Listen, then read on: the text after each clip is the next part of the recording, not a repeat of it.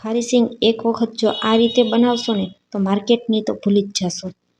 બહારથી એક એક દાણો સફેદ અને અંદરથી એટલી ક્રિસ્પી કે એકવાર ખાધા પછી તમે હાથને રોકી નહીં શકો. ખારી સિંગનો કલર તમે અહીં જોઈ શકશો.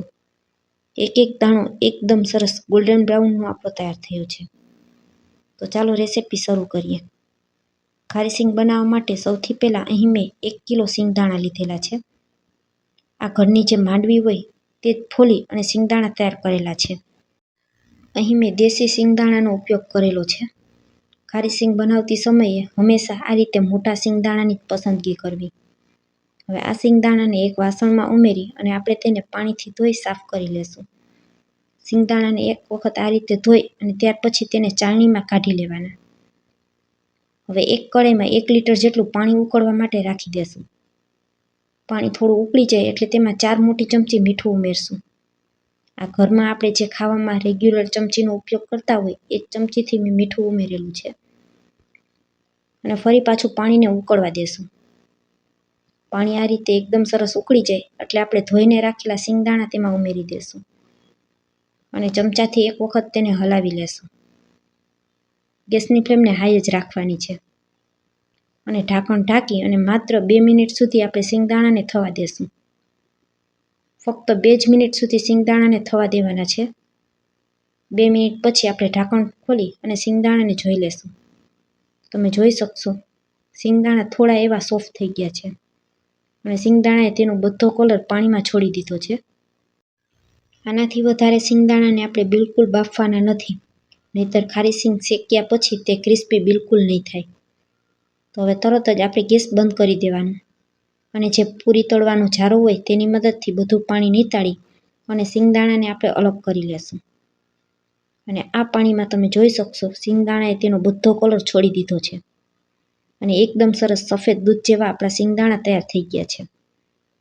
હવે તેને એક થાળીમાં કાઢી અને તેમાં 2 ચમચી મીઠું ઉમેરશું. અને ચમચીથી તેને મિક્સ કરી દેશું. ઘણા લોકો આ સમયે કપડાથી સિંગદાણાને લૂછી અને પછી તેમાં મીઠું ઉમેરતા હોય છે. એવું નથી કરવાનું. સિંગદાણા આ રીતે ભીના હોય તેમાં જ આપણે મીઠું ઉમેરવાનું, જેથી કરી અને બધું મીઠું સિંગદાણામાં ચોંટી જશે. હવે એક કઢાઈમાં આપણે મીઠું ઉમેરશું. અહીં મેં 2 કપ જેટલું મીઠું લીધેલું છે. મીઠાને એકદમ સરસ ગરમ થવા દેશું. મીઠું સરસ એવું ગરમ થઈ જાય ત્યાર પછી આપણે મીઠું મિક્સ કરીને જે સિંગદાણા રાખેલા હતા તેને ઉમેરી દેશું. અને ચમચાથી તેને હલાવતા રહેશું. શરૂઆતમાં 5 થી 7 મિનિટ સુધી ગેસની ફ્લેમને હાઈ રાખવાની છે. સિંગદાણા એકદમ સરસ ગરમ થઈ જાય ત્યાર પછી ગેસની ફ્લેમને સ્લો કરી દેવાની. તમે જોઈ શકશો બધું મીઠું સિંગદાણામાં આ રીતે ચોંટવા લાગશે. શરૂઆતમાં બધું જ મીઠું સિંગદાણાને એક એક દાણાની ઉપર આ રીતે ચોંટી જશે. પરંતુ જેમ જેમ સિંગદાણા શેકાશે તેમ તેમ તેમાંથી બધું મીઠું છૂટું પડવા લાગશે. ખારી સિંગને શેકાતા 10 થી 12 મિનિટ જેવો સમય લાગે છે. એક વખત સિંગદાણા તપી જાય એટલે ગેસની ફ્લેમને તરત જ સ્લો કરી દેવાની. 5 મિનિટ પછી તમે જોઈ શકશો સિંગદાણામાંથી આ રીતે થોડું થોડું મીઠું છૂટું પડવા લાગ્યું છે. હજુ પણ આપણે એકદમ ધીમા તાપ ઉપર 5 મિનિટ સુધી તેને શેકી લેશું. તો ફરી પાછું 5 મિનિટ સુધી મેં તેને શેકી લીધું હતું. તો તમે જોઈ શકશો હવે સેજ એવું સિંગદાણાની ઉપર મીઠું રહેલું છે.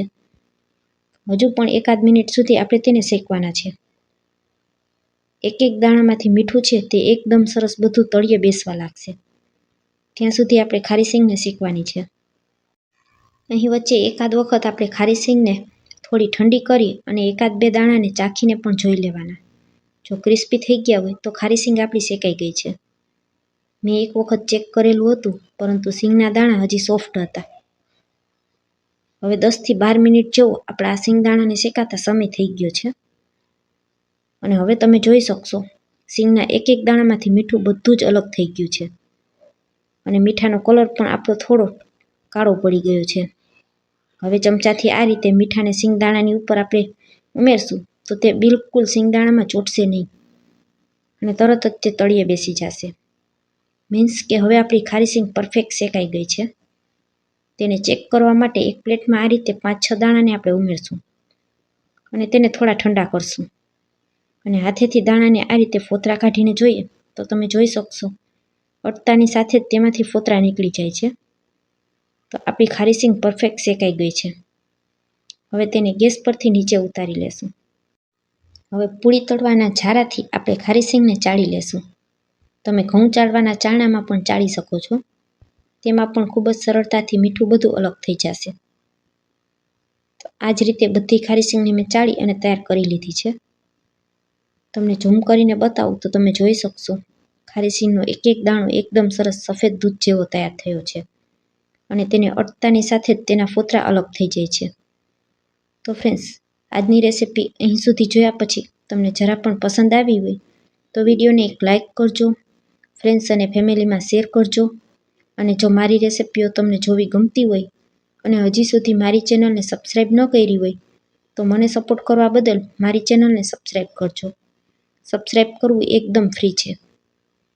બની છે ને એકદમ સરસ માર્કેટ જેવી જ ખારી સિંગ. કલરમાં પણ માર્કેટ જેવી અને ખાવામાં પણ ખૂબ જ ક્રિસ્પી એવી આ ખારી સિંગ તૈયાર થઈ છે. આજની રેસિપી કેવી લાગી તે કોમેન્ટમાં જરૂરથી જણાવજો. Thanks for watching.